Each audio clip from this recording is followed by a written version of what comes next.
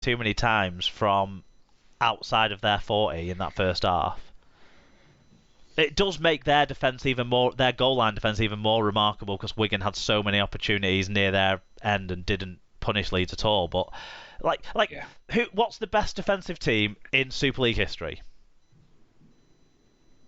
Is this a trick question? No, it's the current Christian Wolff St Helens side. Yeah, okay. So yeah. over a span of 2 seasons, they've averaged like 13 points against a game for over a span of 2 seasons. It's remarkable what they've done. And that's built on really good restriction of meters. It's not built on amazing goal line defence, because actually the goal line defence I don't think is hugely better than a lot of other teams' goal line defence, but they don't find themselves having to rely on the goal line defence very often. No, I mean, I think the Saturday's game kind of shows that, really. I think, when Salford had position and possession, they managed to score. So, yeah, I think you're completely right that they front load a lot of their efforts to kind of restrict you, within the 20 or 30, don't they? And that pays dividends because they don't concede points, as we've seen. And that's me taking nothing away from Leeds' defence, because it was brilliant. And then Leeds got it right in the second half, didn't they? I don't think they had to do a lot to get it right. I think the half-time scoreline at 4-2 will have given them a lot of confidence, because, like I say, Wigan should have been 8 or 10 points more further ahead, at least, I think. And then they scored a try from probably the first 2 quick play of the balls back-to-back that they got. And although the pass to Tetevano was definitely forward, in my view, that set up the quick play of the ball that O'Connor scored off the back of. I mean, that happens. There was an obvious forward pass that was missed, I think, in the next game as well on the Saturday. So, it happens. You have to deal with it, and Wigan didn't deal with those 2 quick play of the balls, one from Cam Smith and then one from Tetevano, that set up O'Connor, who I, like I said before, thought was the star player. Then Wigan helped Leeds back up the field pretty quickly with a couple of penalties, and Leeds scored again quickly off the back of that with their only real creative moment of the game, I thought, particularly. But they executed way better. They took their chances. They got penalties, and I don't think they would have got too far up the field without them, to be honest. But that doesn't mean that they didn't earn them and take advantage of them. I think off the back of that, it led to the Bateman incident, because he was trying to make something happen but got it wrong. And, Leeds were just better at taking their opportunities. Like, case in point, the Marshall no try, close call, but clearly he bounced it, he lost control of it, and it was such a close call. But Bentley's try, he nearly dropped that, but he managed to sort of pick it back up off his knee rather than knock it onto the floor off his knee when his knee nearly knocked it out of his hands. They're just fine margins, but Leeds were the better in those fine margins. Yeah, I think you're right to pick out O'Connor for. I mean, they picked it out in the commentary, but yeah, he noticed the ruck was disorganised and that there was a gap. That Cooper should have been in, that he wasn't. So yeah, that was really smart. But yeah, you're right. The Bentley first try was, he was probably close to losing that ball, probably about 3 or 4 times before he actually finally got it down. And he showed remarkable patience. Yeah, well, it was one of those things like when you're watching it in slow mo, it's like, oh, he's dropped it. Oh no, he hasn't. Oh yes, he has. Oh no, he hasn't. But yeah, no, it was a fair try, and I think both calls were bang on. As you said, with Marshall's no try as well. And like Wigan had another chance later on, didn't they, where Marshall kicked it through and then Field picked it up and it just didn't quite come off. And I think that was a play Wigan maybe should have done more when they were down a man. Particularly, I think Field and Smith probably could have done a bit more of a short kicks just behind the line and taken advantage of Field's speed there in that. And they didn't look for those different options enough. And it wasn't to be for Wigan, but Leeds certainly, well done. They were the better team on the night. They took the chances. They held their discipline better, particularly in the second half as things became more crucial. And you've got to credit them for that. I mean, it was a frustrating end for me to Wigan's season, but it's still been a Wigan season that's given me a lot of pleasure and joy. If you'd have told me that we would have had the best attack in Super League and we would have won the Challenge Cup, if you'd have told me that in February, I would have absolutely taken that. Yeah. Doesn't mean I'm not gutted, but I would have absolutely taken that. Of course not, and it's a consequence of this playoff system, isn't it? About top two, and you don't get a second shot, and yes, you're at home, but often the team you're coming up against has got momentum, and yeah, in many ways, I think Wigan it just wasn't their day. Yeah, ultimately, we played worse than that and won games this year. Yeah, and Leeds have, Leeds have momentum, and they're a bit of a narrative team, new coach, etc., etc. So I didn't. I tipped Wigan to win this one, but yeah, it didn't massively surprise me when ultimately Leeds came out on top, because they have been playing incredibly well. Yeah, and they certainly were the better team in this game over the 80 minutes. So well done to Leeds. And the opponents was decided on Saturday lunchtime. St Helens versus Salford.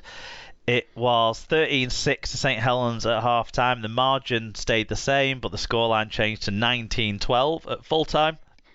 12,357 were there. Again, pretty solid Salford away contingent in amongst that. I'm sure it was a great away end to be in, although maybe a bit more heated and not quite as satisfactory as the Leeds one. But I tell you what, the Salford fans all stayed behind for a long time after to thank their players for the entertainment they've given them this season. Chris Kendall was the referee. I can't imagine that he'll get mentioned at all in the fan reviews. Incomplete stats because no Tyler Dupree, which is a big disappointment because I thought he was fucking brilliant and I wanted to see how many metres he did. I think when he came on, Salford all of a sudden had a presence in this match that they didn't have earlier on in the match. But sadly, no Tyler Dupree stats. But what about the stats we did have? So for St Helens, it was John Bennison with a try and 170 metres.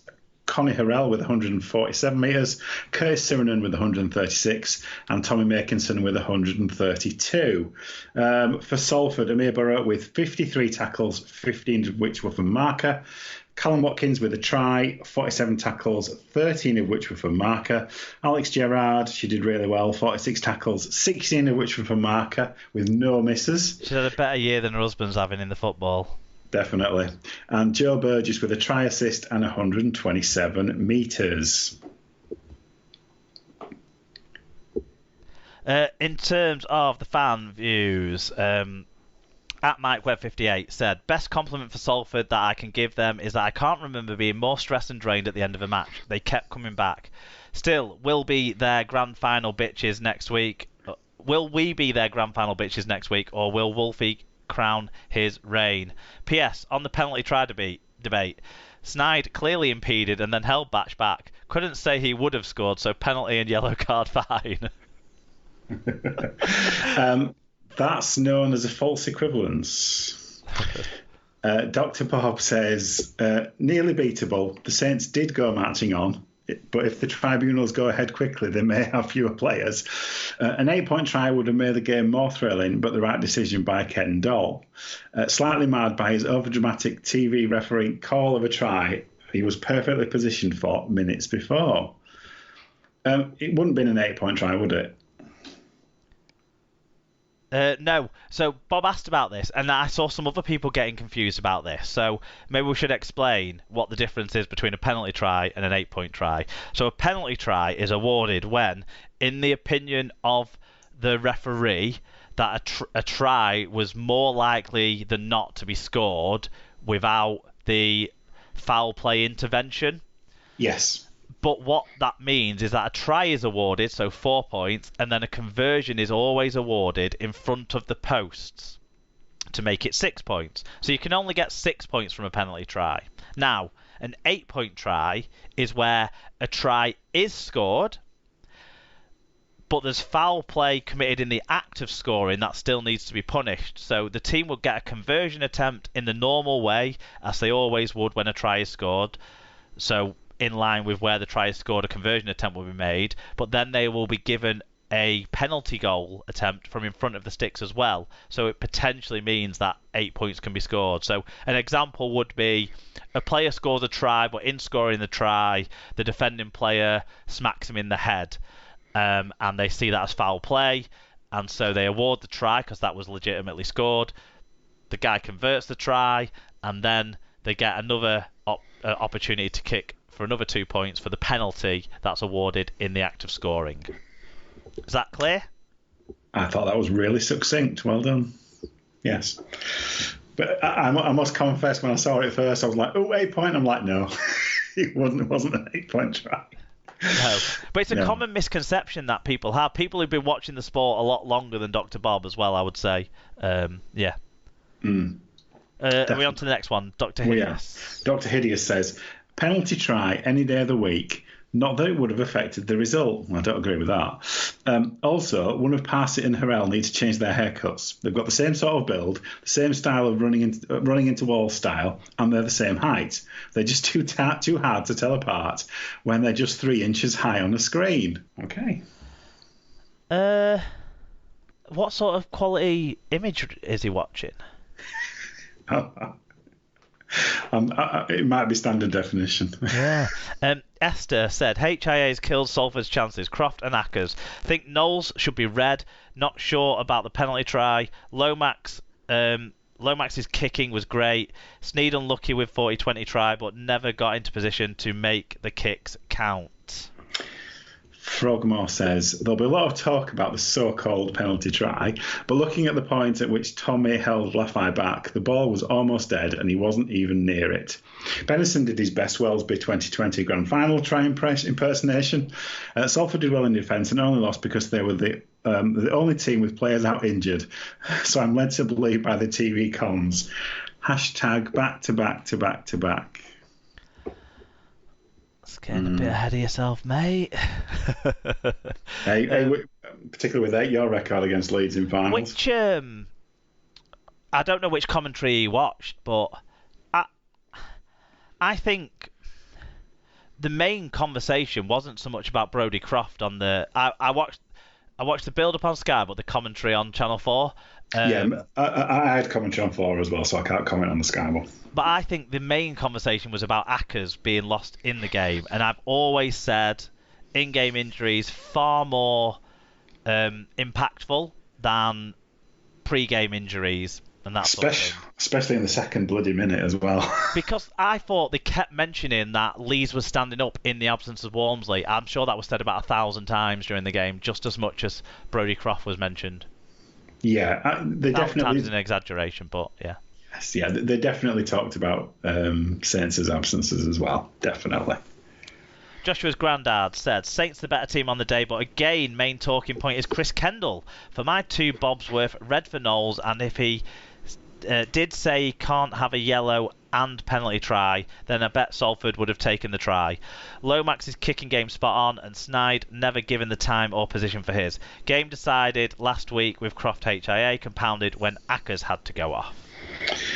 Pub the Viking says, not a classic, but Saints just had too much for a Salford team who should be proud of themselves. Knowles deserved a yellow, but could face a ban for the tackle.